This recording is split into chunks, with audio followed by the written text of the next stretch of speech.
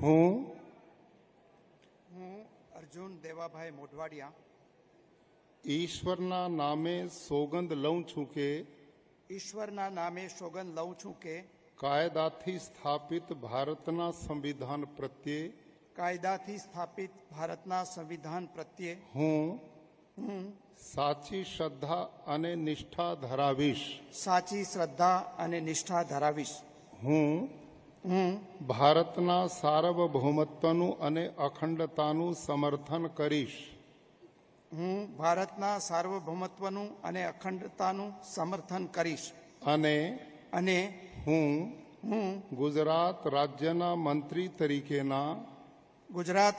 મંત્રી તરીકેના મારા કર્તવ્યો શ્રદ્ધાપૂર્વક અને અંતઃકરણપૂર્વક બજાવીશ.